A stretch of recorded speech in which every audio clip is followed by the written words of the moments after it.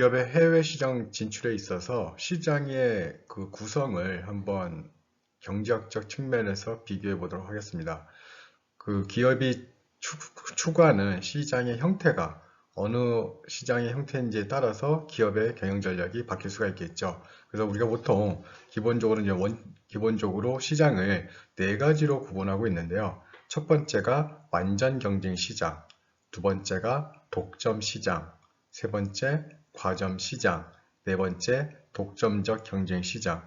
이 부분을 여러분들 경제학에서 배우시려면 보통 거의 한 주씩, 그렇죠? 각 챕터 하나씩이 있는데, 여기서 우리가 뭐 이제 경제학을 따로 배울 그런 학문은 아니고요. 그래서 여기서는 제가 간단하게 아주 엑기스만 설명을 드리도록 하겠습니다. 완전 경쟁 시장, 독점 시장, 과점, 독점적 경쟁 시장.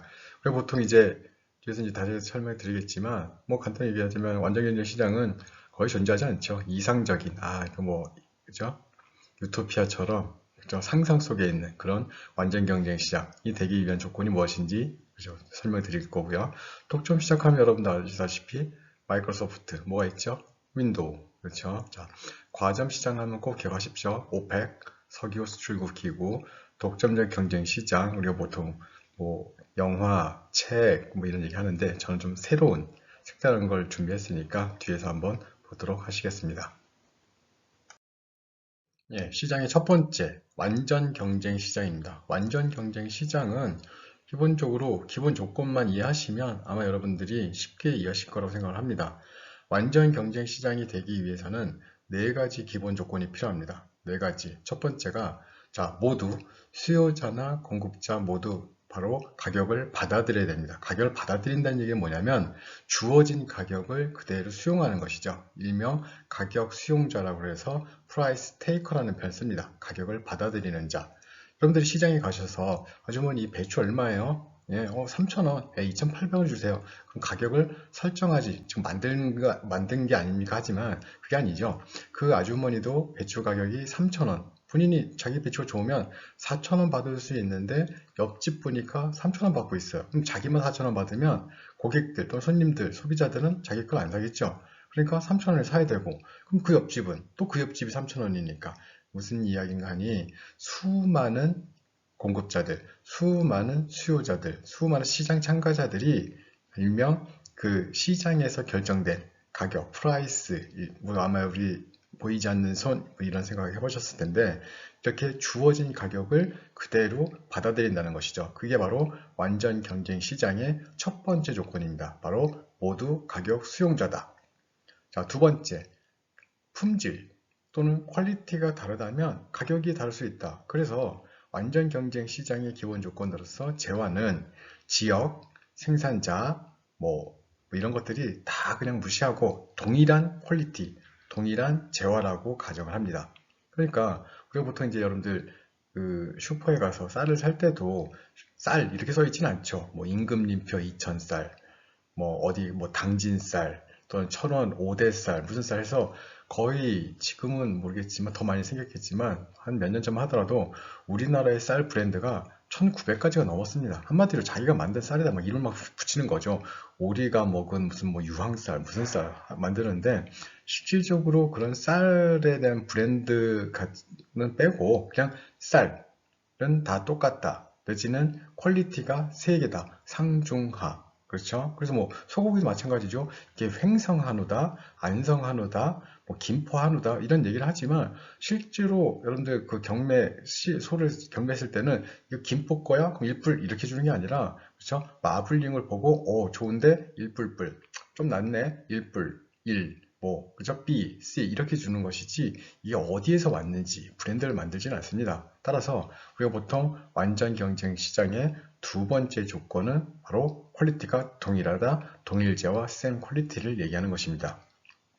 그리고 세 번째는 시장에 어떤 기업이 들어오고자 할 때, 그렇죠? 들어오는 것을 막거나 또는 나가는 것을 잡지 않는다. 즉, 시장의 진입과 퇴출이 완벽하게 자유다. 그렇죠? 완벽하게 하고 싶으면 들어오는 거고 나가고 싶으면 나가도 된다. 근데 그럼 실제로 시장이 그렇지 않죠.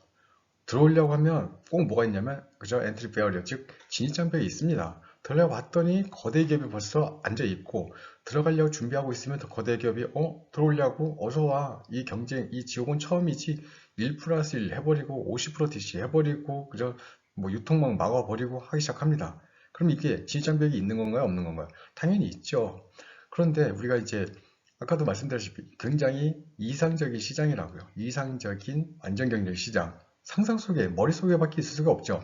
당연히 시장 진입도 막을 거고, 나가는 것도 막을 거고, 재화가 다 동일합니까? 그렇죠? 또, 앞에 가격 수용자. 우리가 앞에 얘기했죠, 여러분들. 많이 만드는, 그죠? 많이 사는 사람에게는 그만큼 가격이 싸진다. 그죠? 선순환 효과. 배웠잖아요. 근데 그런 게 없다고 가정. 그죠? 이상적으로. 그죠? 세 번째, 시장의 진입과 퇴출이 자유다. 네 번째, 이것도 좀 굉장히 이상적이죠. 모든 시장 참가자들이 동일한, 완전한, 퍼펙트한 정보, 인포메이션을 가지고 있다. 우리 이제 여러분들 뭐 뒤에 뭐 효율적 시장 가설이란 그 내용도 지금 이제 오프라인 시간에 이제 배울 수 있는데 정보를 다 동일하게 가졌다고 가정하는 것 자체가 또 어폐가 있죠. 물론 현재 뭐 인터넷이나 그렇죠 이런 휴대폰 뭐 발전했기 때문에 솔직히 뭐 실시간으로 정보가 들어옵니다. 그럼에도 불구하고 정보의 차이가 없을까요? 여러분 보세요. 어느 지역이 예를 들어서 어느 지역에 제3기 신도시를 건설하겠다. 여러분 압니까? 모릅니다. 그런데 누군가는 벌써 가서 벌써 나무를 심고 있고 막 땅을 사고 있어요. 그럼 그 사람과 저와는 정보가 그만큼 차이가 있는 것이죠. 그럼 그 사람은 어떻게 정보를 얻었을까? 뭔가 얻었겠죠. 물론 그 정보를 얻기 위해서 많은 비용적인, 시간적인 측면을 투여했기 때문에 얻는 게 당연하지만 실질적으로는 그런 것들이 존재합니다. 정보의 격차가, 갭이. 그런데 과거에 비해서, 조선시대에 비해서 일제시대 또는 뭐 6.25 이후에 그리고 지금 어느 시기가 가장 정보가 오픈되어 있겠습니까? 당연히 지금이죠. 오늘보다는 내일, 내일보다 내일 모레 더 많은 정보가 오픈되겠죠. 그만큼 정보의 격차를 줄이고자 노력을 한다는 얘기는 정보의 격차가 지금도 존재한다는 것이죠. 그런 측면에서 완전 경쟁 시장의 기본 조건, 가정을 어떻게 한다? 그렇죠. 모든 사람들, 모든 시장 참여자들은 동일한 정보에 그냥 노출되어 있다. 그래서 이상적인 시장을 얘기했던 거죠. 그래서 네 가지를 정리해 보시면 첫 번째가 모두 가격 수용자다. 두 번째, 재화의 퀄리티는 동일하다. 세 번째, 시장의 진입과 퇴출은 자유롭다. 네 번째, 정보는 완벽하게 동일하게 오픈되어 있다. 이게 완전 경쟁 시장의 기본 조건입니다. 그래서 여러분들, 완전 경쟁 시장에서는 가격 누가 결정합니까? 시장이 결정하죠. 그렇죠? 그러면 초과 수익을 얻을 수 있습니까? 안 되죠. 완전 정보가 다 나와 있는데 시장에 들어올 때 나갈 때 막을 수 있습니까? 아니죠. 진입과 퇴출이 자유로운데 그럼 재화는 어떻습니까? 다 똑같습니다. 하물며 여러분들 물도 다 다르잖아요. 너 어디서 왔니? 나 평창에서. 그럼 평창수인가요? 그렇죠. 너는 어디서 왔니? 한라산이요? 그러면 그렇죠. 삼다수고. 저는 북한에 저기 중국에서 왔습니다. 그렇죠. 그래서 백산수. 자, 그 삼다수와 백산수 그 얘기도 아시죠, 여러분들? 원래 제주도에서 나왔던 물을 삼다수라고 하는데, 그렇죠? 원래 누가 만들었습니까? 그러니까 여러분들 그런 것들도 좀 라벨을 좀 보세요. 그냥 마시지만 말고. 처음에는 농심이 제주도 개발공사와 합작을 해서 농심이 전권을 위임받았습니다. 그런데 어느 순간 봤더니 너무 싸게 준 것 같아요. 그래서 이 계약이 끝날 때쯤 농심은 당연히 또 재계약이 될 줄 알았는데 제주도에서는 아니야 이제 너하고는 당신네 기업하고는 이제 안 하고 싶습니다. 조심스럽게 이제 헤어졌죠. 그러다 보니까 그 부분 그래서 삼다수를 누가 팔고 있냐면 라벨 보셨나요? 예, 광동이 팔고 있습니다. 광동. 또 광동은 또 뭘 유명하죠? 그렇죠. 피부 노화를 방지하기 위해서 뭘 마셔야 된다? 비타 땡땡. 그죠? 비타 땡땡. 이곳이 바로 광동입니다. 광동제야. 그래서 광동에서 삼다수도 하고 비타 땡땡도 하고. 그럼 농심은 기존까지 물 잘했는데 이게 어떡하지? 그렇다고 여러분들 아무 데나 또 뽑아낼 수 있는 것도 아니고 그래 그러면 우리나라는 산이 크게 두 개까지 있죠. 하나는 그렇죠. 하나는 백두산, 하나는 한라산. 근데 백두산에서 뽑기에는 북한과의 그 관계도 좀 그렇고 미국이 또 째려보고 있고 그럼 북한과 이 백두산을 맞닿고 있는 또 나라가 하나 있죠? 중국. 그건 뭐라 부르죠? 장백산이라 부르죠. 거기에서 뽑아오자. 그래서 무슨 물이라고 부르자? 그렇죠. 백산수라고 부르자. 그래서 농심이 백산수를 또 만들어 팔기 시작한 겁니다. 그래서 여러분들 물을 사실 때 보시면 백산수 분명히 있죠? 마크 보세요. 농심. 삼다수 있죠? 광동. 자, 이게 또 우리나라 물시장의 흐름이라고 할 수 있죠. 자세히 봐야 보입니다. 뭐든지 이게 생각을 한번 해보시면 이게 이런 의미가 있겠구나. 사실은 뭐 제가 처음부터 다 알겠습니까? 딱 보는 순간 이게 어제까지는 농심이었는데 갑자기 왜 강동이 됐지? 찾아보는 거죠. 그렇죠? 네이버 다음 그렇죠? 구글 치는 겁니다. 삼다수, 백산수. 그러면 또 우리나라 사람들이 굉장히 친절합니다. 저는 진짜 왜 삼다수가 백산수 이 회사가 바뀌었는지만 알고 싶었는데 연역부터 시작해서 매출액이며 그렇죠 경쟁이 어떻게 됐는지 자세히 알려주면 읽는 거죠. 그러면서 여러분들의 정보를 그만큼 키우는 것이죠. 그렇죠? 자, 항상 노력하는 사람만이 그죠 먼저 얻을 수 있고 먼저 먹을 수 있습니다. 자, 오늘도 노력하고 있으니까 계속 한번 가볼까요? 자, 완전 경쟁 시장 조건 꼭 기억하십시오. 두 번째 시장, 독점 시장입니다. 독점 시장 재밌죠? 왜 재밌냐면 혼자밖에 없어요. 여러분들, 자, 거기 첫 번째 누가 나와 있냐면 마이크로소프트가 나와 있죠. 독점 시장입니다. 왜? 윈도우 말고 딴 거 쓰는 거 있나요? 없죠, 당연히. 자, 오른쪽에 보시면 여러분들, 자, 타미플루는 어떤 약이죠? 뭐에 먹어야 되죠? 그렇죠. 신종플루, 독감 걸렸을 때 먹어야 되는 약입니다. 독감 걸렸는데, 그렇죠. 화이트벤, 브루펜 먹으면 안 돼요. 그렇죠. 좀 나쁜 결과가 나올 수 있습니다. 신종플루에 독감에 걸리면 무조건 물 먹어야 된다? 타미플루죠. 그러면 타미플루를 만드는 로쉐라는 회사라, 그렇죠? 윈도우를 만드는 마이크로소프트는 가격을 본인들이 결정할 수 있는 겁니다. 왜? 나만 만들고 있는데 굳이 내가 뭐 싸게 줄 이유가 없죠. 그래서 저는 생각하기에 이런 편을 쓰죠. 과연 가격을 어떻게 할 것인가? 만약 윈도우가 마이크로소프트 윈도우 가격을 1,000만 원 부른다면, 그렇죠? 이 전 세계 사람들 뭐라고 할까요? 그래, 컴퓨터 쓰지 말자. 그래, 직접 가서, 그죠? 은행 가서 전표 쓰고, 그죠? 주문 쿠팡에 사지 말고, 그죠? 시장 가서 하나씩 그죠? 메고 오고 물 주문하지 말고. 한마디로 사람들이 야, 정말 비싼데 욕하면서 쓰는 가격. 그렇죠? 그 정도까지 설정을 하죠. 타미플루 원래는 더 높은 가격을 불러서 수익을 극대화할 수 있었지만 과거에 우리나라에 그죠? 그 신종플루가 퍼졌을 때 국가가 좀 관리를 했죠. 관리하지 않으면 가격이 월등히 높아질 거니까. 지금 최근에 관리하는 그런 제어가 또 하나 있죠. 바로 그렇죠. 마스크. 국가가 개입을 했습니다. 하니까 공적 마스크 해서 뭐 인터넷에 막 4,000원, 5,000원, 6,000원 팔 때 5,000원만 하더라도 하루에 한 개 시킨다? 2만 원이에요. 4인 가족으로. 2만 원에 4인 가족 하루에 2만 원씩 마스크 쓴다? 말이 안 되죠. 물론 이제 말이 안 된다는 거는 이 정서적인 표현이고 우리가 시장을 공부하는 사람으로서 말이 되죠. 왜? 사는 사람은 사고 자는 사람은 많은데 만든 사람은 적다. 또는 내가 이걸 예상을 해서 좀 많이 사놨어. 얼마나 사놨는데 창고 3개 채워놨지. 그런 사람들은 물론 나쁘죠.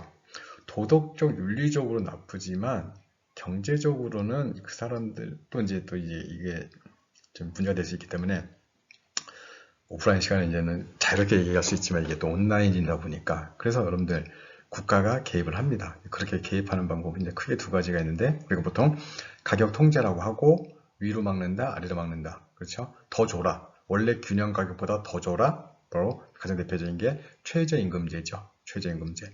원래 균형 가격, 원래 지금 마스크가 국가 개입하지 않았다면 5천, 6천 할 수 있는 겁니다. 그런데 국가가 야 1,500원만 받아.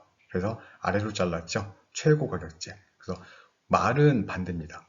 균형 가격보다 위로 자르면 최저 가격제, 아래로 자르면 최고 가격제. 그렇죠? 여러분들 이제 이거는 나중에 한번 또 설명 드릴 기회가 있으니까 그때 보도록 하시고. 아무튼 타미플루는 국가가 관리를 해서 싸게 공급을 했습니다. 왜? 그만 놔두면 그냥 사람들이 막 어떤 사람은 매점 매석 했을 거고 돈 없는 사람들은 그렇죠? 약을 못 먹어서 또 나쁜 결과를 얻을 수 있었을 거니까. 그래서 이런 시장들, 그죠? 타미플루 같은 경우, 마이크로소프트의 윈도우 같은 경우 가장 대표적인 독점 시장이라고 할 수 있겠죠. 그죠? 독점 시장이면서 우리가 아까 얘기했던 가격을 뭐 할 수 있겠습니까? 결정할 수 있겠죠. 그래서 앞에 완전 경쟁 시장은 프라이스 뭐라고 했었죠? 테이커. 그럼 여기서 뭐라고 할 수 있을까요? 그렇죠. 가격 설정자, 프라이스 메이커라고 할 수가 있겠죠. 이게 대표적인 독점 시장이고, 더 자세한 것을 알고 있다고 생각하시는 분들은 경제학 원론 책을 한번 찾아보세요. 맨큐의 정도도 괜찮고, 현대 경제학 원론, 삼인공조 다 괜찮습니다. 보시면 자세하게 나와 있고, 근데 좀 보시기는 어려울 거예요. 그래프를 또 그려 놓으셨거든요. 그래프는 이해하려고 하지 마시고, 말만. 얘가 왜 독점이구나. 독점의 의미는 무엇이구나. 왜 이렇게 될 수밖에 없었구나. 자연 독점도 있고, 국가가 허용하는 경우도 있고, 기술을 가지고 있는 경우도 있고, 다양한데, 아무튼 독점은 본인들만, 그 기업만 원천적인 기술, 노하우, 그렇죠? 이런 것들을 가지고 있기 때문에 독점 시장을 만들 수 있다고 설명을 드리도록 하겠습니다. 시장의 유형 세 번째입니다. 바로 왼쪽에 그 하늘색 그림은, 그렇죠? 하늘색 그림은 어떤 표시냐면, 얘를 오펙이라고 있습니다. 오펙. 보이죠? 오펙. 그렇죠. 오펙. 뭐라고, 무슨 단체인지 아마 들어보셨을 겁니다. 석유 수출국 기구. 그죠? 석유를 수출하는 나라들의 모임. 이렇게 이 정도 생각하시면 되겠죠. 자, 석유 수출국 기구 하는 일이 뭔데요? 자신들의 이익을 극대화하는 거죠. 일명 이제 우리가 보통 트러스트라는 표현도 쓰고, 그렇죠? 담합하는 거죠. 담합이 나쁜 의미도 있죠. 담합은 좀 이따 설명하겠지만, 오펙은 석유를 수출을 하는 가격을 결정하는데, 그럼 얘네들 모여서 가격을 결정하느냐? 그렇게 하지는 않고요. 가격을 결정하기 위해서 무엇을 조절하냐면 바로 생산량을 조절합니다. 생산량. 당연합니다. 생산량을 늘리면 가격은 하락하고요. 생산량을 줄이면 가격은 상승합니다. 그러니까 오펙 입장에서 가격을 좀 올려야겠는데, 그럼 생산량을 줄이는 거예요. 야, 너 좀 줄여. 오케이, 줄여. 그러면 또 가격이 줄어드는 거고. 가격을 좀 사람들이 좀 덜 쓰네? 좀 쓰게 만들어야겠는데? 야, 생산량을 늘려. 그럼 가격이 내려갈 거고. 이렇게 하는 방법을 통해서 오펙은 세계 유가를 조정을 하죠. 보통 이제 여러분들 아까도 말씀드렸지만 세계 모든 재화가 동일하다. 즉, 기름도 동일하다고 가정을 하는 겁니다. 그래서 가격을 예를 들어서 러시아에서 나오는 기름, 미국에서 나오는 기름, 사우디, 이라크, 쿠웨이트 다 기름의 성분, 그죠? 그죠? 품질은 다 다를 겁니다. 그런데 그런 다른 물건들을 다 다르게 고시하게 되면 복잡하겠죠. 그래서 세계 우리가 보통 이제 선물 시장이라고 하는데, 그쵸? 퓨처스 마켓 선물 시장을 하는데, 거래되는 시장에서 기름을 세 가지로, 그죠? 세 가지로 고시를 합니다. 가장 대표적인 기름 세 가지. 그리고 이걸 뭐라고 하냐면 3대 유종이라고 하죠. 유종, 기름의 종류. 첫 번째가 미국에 대한 기름, 서부 텍사스 중진류라는 표현을 씁니다. 서부 텍사스 중진류. 두 번째로 북해산 브렌트유. 브렌트 벌써 브 하니까 어느 나라 같습니까? 그렇죠. 영국이겠죠. 브리티시. 그렇죠. 브리테니커. 그래서 두 번째가 북해산 브렌트유. 세 번째가 두바이유입니다. 두바이유. 자, 우리나라는 어느 기름에 가장 민감할까요? 그렇죠. 세 번째, 두바이유입니다. 두바이유. 이유는 우리나라는 거의 이쪽에서 다 수입을 해갖고 오니까. 북해산 브렌트유, 서부 텍사스 중진유, 그렇죠. 못 오죠. 너무 멀어서. 그래서 이 서남아시아, 사우디아라비아, 이란, 이라크, 쿠웨이트, 그렇죠. 아랍에미리트, 그리고 이런 나라들. 그래서 수입해 오기 때문에 우리가 가장 민감한 기름은 두바이유라고 할 수가 있겠습니다. 자, 그럼 여러분들, 오른쪽에 보시면 라면이 있습니다. 우리가 보통 라면 종류가 굉장히 많은 것 같은데 라면을 만드는 회사가 그렇게 많지 않아요.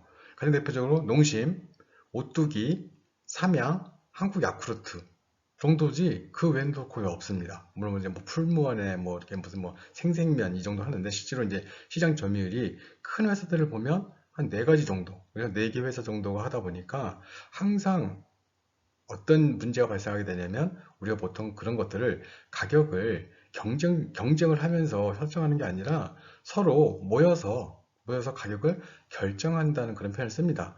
우리가 일명 담합이라고 하죠. 그렇죠? 담합. 이게 소비자에게는 굉장히 나쁜 겁니다. 왜 나쁜 거냐면, 야, 경쟁사가 네 곳이 있으면 서로 경쟁해. 신라면, 찐라면, 그죠? 뭐, 왕라면, 왕뚜껑, 그죠? 뭐, 꼬꼬면 경쟁해서 최대한 경쟁하게 되면 가격 경쟁력을 확보하기 위해서 원가 절감할 거고, 그러다 보면 점점 그죠? 라면의 가격은 하락할 텐데, 하니까 경쟁하라고 하는데, 기업들이, 야, 우리 경쟁하지 말고, 내가 한 25% 먹고, 너 한 35% 먹고, 왜? 그렇게 해도 자기 수익이 높아질 수 있다면 당연히 기업들은 담합의 유혹을 떨칠 수가 없습니다. 그러다 보니까 왼쪽에 보시면 여러분들 거기 부탄가스 있죠? 부탄가스도 만드는 회사가 굉장히 많지 않습니다. 그러다 보니까 뭐 선연료 또는 뭐 안타져요 하는 무슨 뭐 맥선 하다 보니까 이런 회사들이 한 4개, 5개 회사들이 또 담합을 합니다. 야, 내일 다음 달부터 우리 150원 올리자 같이. 왜? 같이 올려야죠. 나만 올리면 내 거 안 살 거니까. 그래서 서로 간에 쓱 만나서 야, 우리 다음 달부터 하는 거야. 근데 또 절대로 가격을 올렸다고 공문을 만들면 안 됩니다. 같이 담합했다고. 근데 만나서 뭐 했다고. 눈빛으로만. 그냥, 응, 응, 오케이, 오케이. 예, 이게 바로 담합입니다. 그러니까 찾기가 쉽지가 않습니다. 그러면 그런 사례들을 보면 뭐 라면이라든지, 그렇죠? 뭐 썬연료 이런 부탄가스라든지, 뭐 시멘트라든지, 이거 만드는 회사가 독점은 아닌데 그렇다고 많지 않고, 또 우리 앞에 완전경제 시장에서는 수많은 그죠? 수요자, 수많은 공급자 이 개념을 썼습니다. 그러다 보니 가격을 결정할 수 없다는 거죠. 근데 이 부분에서 그렇죠? 과점 시장에서는 만들어봐야 3개, 4개. 그러다 보니까 여러분들 뭐 정유사들 특히 그렇죠? 우리나라 정유사 정해져 있죠? 딱 4곳. 첫 번째 SK, 두 번째 GS, 세 번째 현대오일뱅크, 네 번째 SOL. 그러다 보니까 이런 회사들 또는 가스 회사들 그렇죠? 뭐 E1부터 SK가스, SK에너지, GS, 현대오일뱅크, 국자 SOL 이런 회사들이 항상 담합의 유혹에 빠질 수밖에 없는 것입니다. 그러면 담합은 얘기했죠. 누구의 가장 큰 손해다? 그렇죠. 소비자에게 가장 큰 손해이기 때문에 항상 국가는 소비자 입장에서 바라봅니다. 그래서 담합을 찾으려고, 그렇죠? 그래서 응징의 대가를 주려고 항상 노력하는 기관인데 그곳을 바로 공정거래위원회라고 하죠. 그럼 이제 담합을 어떻게 찾아내는지 뒤에서 한번 보도록 하겠습니다. 예, 과점 시장에서 이제 앞에서 우리가 담합을 찾는 방법을 이제 말씀드리는데 담합 이겁니다. 보세요. 지금 현재 농심도 있고요. 예, 이거 옛날 조금 오래된 내용이지만 농심도 있고 삼양, 오뚜기, 뭐 야쿠르트 이렇게 있는데 가격이 똑같아요. 인상일이 5월 21일 날, 6월 1일 날, 7월 1일 날, 6월 그러니까 했는데 가격을 다 480, 480, 480, 480 했다는 거죠. 그 다음에 몇 년 뒤에 750, 750, 750, 750. 여러분들 이 중에 가장 시장 점유율이 높은 회사가 어디죠? 당연히 농심이죠. 우리 앞에서 배웠습니다. 선순환 효과. 많이 만들면 밀가루도 많이 사고 팜유도 많이 사고 스프도 많이 사고 많이 사고 많이 사고 많이 사고 하게 되면 가격은 당연히 원가 절감 할 수 있는데 굳이 480에 다 480, 750인데 다 750. 이건 약간 말이 안 되죠. 그러니까 냄새가 스물스물 나는데 증거는 없죠. 왼쪽 한번 볼까요, 여러분들? 증거는 없다 보니까 못 찾습니다. 그때 항상 나오는 게 이제 여기 이제 그림을 보시게 하겠지만 가만히 있는데 가운데 누군가가 손을 번쩍 들죠. 여기요. 그렇죠. 여기요. 저희 담합했어요. 이게 무슨 얘기냐? 스스로 자진신고제도라는 게 있습니다. 자진신고제도. 자진신고하면, 그렇죠? 용서해지겠다. 너의 죄를 사하노라. 그렇죠? 그래서 첫 번째로 손드는 기업에게 과징금, 그렇죠? 일명 병을금이라고 하죠. 과징금 100% 감면. 이거 보세요, 여러분들. 이게 지금 우리나라 이제 LPG 가스 시장인데, SK가스, E1, SK에너지, GS칼텍스, SO일, 현대오일뱅크. 보시면 과징금 규모를 딱 보시게 되면 매출액 순위가 나오는 거죠. SK가스가 1등, E1이 2등, SK에너지 3등, GS, SO일, 현대 이렇게 순서대로 되어 있는데 그래서 누가 손을 들었을까요? 그렇죠. SK에너지가 딱 손을 든 겁니다. 저기요, 우리 담합했어요. SK가스는 저기요, 우리 담합했어요. 자, 누가 가장 열받을까요? 뭐 현대, SO일, GS 아니죠. E1이죠. E1. 왜? SK가스와 E1의 이 과징금 차이가 얼마 안 납니까? 한마디로 시장 경쟁이 심하다는 거죠. 1, 2, 3등이. 그런데 3등. 자기는 본인들은 1894원을 그죠? 내야 되는데 SK에너지는 손을 들었다는 이유 하나만으로 얘네들을 싹 안 내도 되는 겁니다. SK가스는 여기에 반만 내면 되는 겁니다. 반 하니까 1000. 아니 얘 나보다 더 많은데 1000억 내고 얘는 하나도 안 내고 나만 1894억? 어우씨 이런 억울한 일. 아마 이원 회장은 칼을 갈았겠죠. 다시 이 새끼 응? 같이 해놓고 자 이게 바로 자진 신고 제도 즉 리니언시 제도라고 합니다. 리니언시 여러분 강의 교환의 이 다음 장에 있죠. 리니언시 자진 신고 제도인데 한마디로 제일 먼저 신고하는 기업에게 과징금 100% 면제. 그렇죠? 두 번째 신고하는 기업에게 50% 면제. 3등부터는 쭉 다 내야 된다. 그러다 보니까 이제 이렇게 한번 당하게 되면 그렇죠. 담합을 안 할 수 있는 그런 유인을 하려고 도입한 게 리니언시 제도인데 리니언시 제도에 대해서 뒤에 한번 간단히 보도록 하겠습니다. 그래서 리니언시 제도는 관대, 관용, 자비라는 뜻을 의미한다. 한마디로 봐주겠다는 뜻이죠. 왜? 담합을 한 느낌은 나는데, 그죠? 뭐가 없다고요? 그래서 결정적인 증거가 없다. 그럼 어떻게 해야 됩니까? 자백을 받아내야겠죠. 자백을 받기 위해서는 너는 빼줄게. 네 죄는 사와줄게. 무조건 먼저 손들어. 했을 때, 그렇죠? 첫 번째, 두 번째 이렇게 주고 세 번째부터는 모두 그렇죠. 과징금 없는. 그래서 담합을 찾아낼 수 있는 효율적인 방법이라고 할 수 있으나 과연 도덕적 윤리적으로도 그렇죠? 우리가 허용할 수 있을까? 보세요, 여러분들. 누가 손을 들까요? 그렇죠. 맨 수익 작은 회사들은 손 안 듭니다. 누가 손을 들게 되냐면 맨 첫 번째 내지는 두 번째가 듭니다. 그래서 이런 표현 쓰죠. 이제는 자수를 해야 될 때가 된 것 같아. 누굴까요? 그렇죠. 첫 번째요. 시장 지배력 가장 높은 시장에서 담합으로 수익을 가장 많이 얻은 기업들이 거의 손을 듭니다. 그러니까 얻을 거 다 얻고 나서 미안 나 담합했어. 어떡하냐. 이거 내가 1등이네. 이런 의미에서 그럼 이게 과연 이게 윤리적으로 허용될 수 있을까? 그럼에도 불구하고 경제적인 효과를 극대화하기 위해서 리니어시 제도를 활용하고 있습니다. 그래서 이거를 그죠? 담합을 그죠? 찾아낼 수 있는 그죠? 가장 좋은 방법 리니어시 제도입니다. 이제 마지막인데요. 독점적 경쟁 시장. 독점적 경쟁 시장은 말 보세요, 여러분들. 독점이라는 얘기도 들어가 있고 경쟁이라는 얘기도 들어가 있습니다. 이 얘기는 독점적이라는 얘기는 그렇죠. 앞에 얘기했던 독점 그 시장의 그렇죠. 그런 성향도 있는데 경쟁이라는 단어도 들어갔으니까 이건 어떤 내용이냐면 다수의 기업들이 있습니다. 다수의 기업들이 경쟁을 하는데 소비자들이 실제로 선택하는 그런 아이템이나 그죠? 그런 상품들은 몇몇 기업에게 쏠림이 있다. 즉 독점적 경쟁이 이루어진 시장으로서 불완전 경쟁이 하나인데, 그렇죠? 완전 경쟁 시장과 독점 시장의 그런 성격을 교묘하게 가지고 있는, 그렇죠?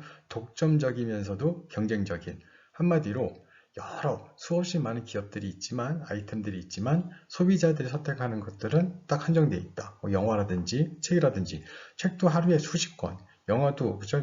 매주 몇십 편씩 개봉이 되지만, 실제로 여러분들 박스 오피스 가보면, 쏠림이 있죠. 1등이 뭐 전국에 몇만 개, 그죠? 뭐 영화관 스크린을 차지했다. 그러다 보니까 실제로 우리 뭐 아바타라든지 우리가 알고 있던 그런 영화들, 그죠? 대작들 한번 오픈하게 되면 다른 영화들은 다 죽습니다. 이렇듯이 많은 영화가 개봉을 하지만 보는 영화는 한정되어 있다. 많은 책들이 발간이 되지만 보는 책들 베스트셀러는 정해져 있다. 특히 여러분들 최근에는 음악이죠, 음원.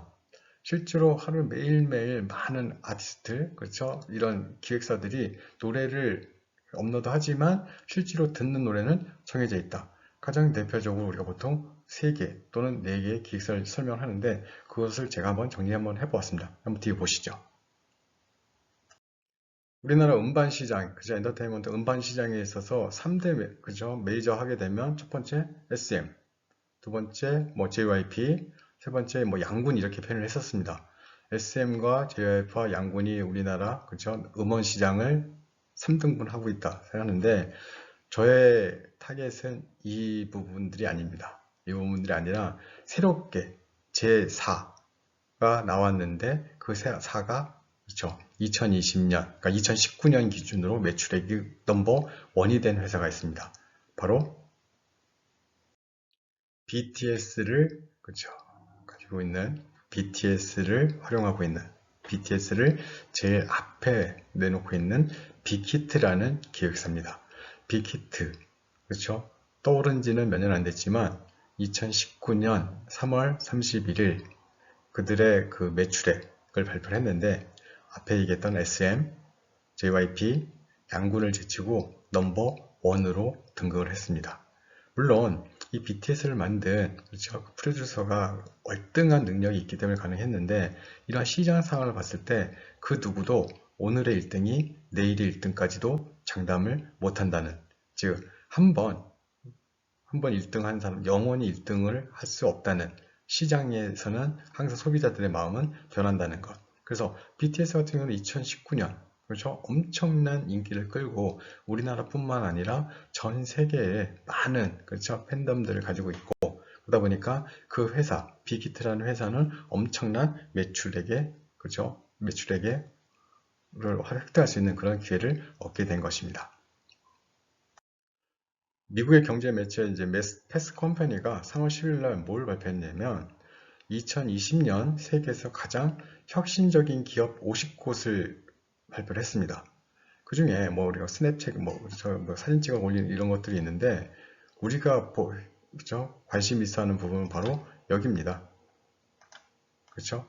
빅히트 엔터테인먼트. 자, 앞에 얘기했던 바로 그 기업입니다. 빅히트 엔터테인먼트. 우리 그죠? 방탄소년단을 그죠? 운영하고 있고 뭐 이름을 잘 모르겠는 기억이 안 나는 뭐 투마로우 뭐 여자친구 뭐 이런 그렇죠?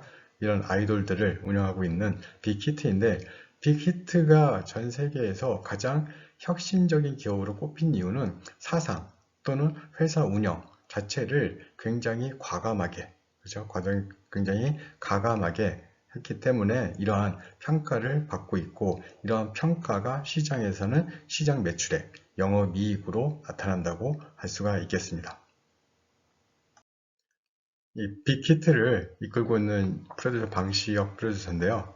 작년에 2019년 빅히트가 올린 매출액이 5,872억 원, 그러니까 2018년 전년도 대비 95% 상승, 영업이익이 987억 원, 전년도 대비 24% 상승. 어마어마한 거죠. 그렇죠? 음원 또는 엔터테인먼트 기업 운영 기획사로서 이 정도의 매출액을 올릴 수 있다는 것은 그만큼 커다란 역량이 있는 것이며 그 역량에 대해서 패스트컴퍼니 이렇게 평가하고 있습니다. 빅히트는 기술 전문 스타트업 제작을 의뢰하지 않고 직접 자회사를 통해 플랫폼을 구축했다. 즉 앞에 얘기했던 이제 방시혁 방 대표가 구상한 창의적인 생태계를 하나씩 구현해내고 있다. 전에 없었던 원스톱 서비스를 선보일 회사로 전 세계에서 주목을 받고 있다. 한마디로 참신한 아이디어, 그리고 어떤 남에게 의지하는 것이 아니라 본인들이 원하는 자신들이 생각하는 수익 추구의 이런 어떤 방법이 있다면 그대로 한번 시도를 한번 해보는 그래서 2020년 가장 창의적인 기업 50개 중에 바로 4위를 차지한 것이죠. 이만큼 세계 각국은 어떤 기업에 대한 투자에 대해서 과연 창의적인 아이디어, 참신한 이런 기회 의도가 있는지, 그리고 미래에 이런 아이디어나 참신한 이런 기획 구성력이 과연 수익으로 창출될 수 있는지, 이러한 가치 상승의 부분을 매우 중요하게 여기고 있다는 것을 알 수가 있겠습니다. 자, 여기까지가 바로 독점적 경쟁 시장이고요. 그래서 이제 나머지 부분은 뒤에서 그렇죠? 계속 이렇게 설명을 드리도록 하겠습니다. 해외 시장 분석 내용 중에 이제 법적 정치적 환경인데요. 법이라든지 정치적, 즉 경제적인 경쟁이 아니라 법적인 차이, 정치적인 그 영향력의 차이에 의해서 기업이 그죠? 노출될 수 있는 위험에 대한 표현입니다. 따라서 여러분들 왼쪽에 보시면 딱 보니까 하나는 그렇죠? 마이크로소프트를 의미하는 거고 또 하나는 리눅스를 의미하는 것이죠. 그리고 달러의 힘, 한마디로 미국의 힘 이런 의미에서 본다면 여러분들 미국의 달러에 의한 미국의 경제력에 의한 파급 또는 그 머니 파워, 그러니까 달러 파워라는 표현을 쓰는데 미국의 달러 통화가 전 세계에서 가장 많이 사용되는 기축통화입니다. 기축통화. 우리가 보통 키 커런시라는 표현을 쓰는데, 그죠? 커런시. 기축통화로서 그 힘 엄청나죠. 그렇죠? 그래서 미국의 달러가 가지고 오는 그런 엄청난 경제력 파고 효과로 미국의 경제력이 유지가 되면서 미국의 입김, 내지는 미국의 파워가 생산된다고 할 수가 있겠습니다. 이러한 부분들은 굉장히 많은 분야에서 나타나고 있죠. 작년에, 그렇죠? 작년, 재작년에 그 G2라고 하죠. 그렇죠? 이 두 나라를 G2라고 하는데 미국의 트럼프 대통령과 그렇죠? 중국의 시진핑, 그렇죠? 국가 주석이 굉장히 좀 알력이 심했습니다. 뭐 서로 간에 좀 뭐 무역 분쟁이라든지 덤핑이라든지 각종. 자, 오른쪽에 보시면 이게 화웨이, 그렇죠? 화웨이는 중국 기업의 통신회사였는데 이 중국 기업의 통신회사, 그렇죠? 부회장, 그렇죠? 그 회장의 딸, 네, 왼쪽 발목에 뭔가 채워져 있죠.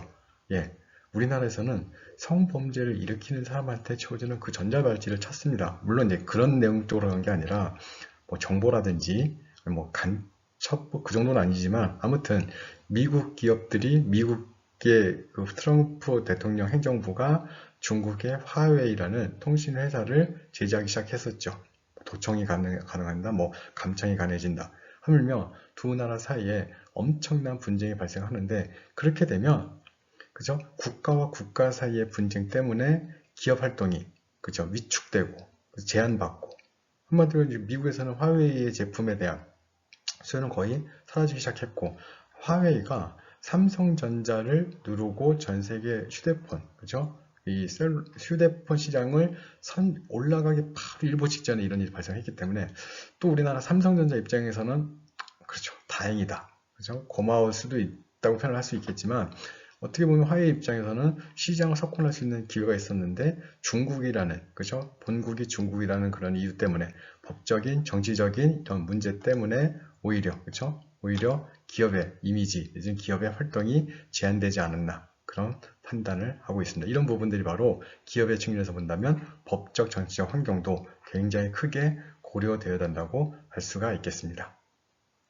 예, 시장 분석의 이제 마지막입니다. 사회 문화적인 환경, 종교라든지 언어라든지 문화라든지 이런 차이 때문에 존재하는 기업이 직면하는 위험.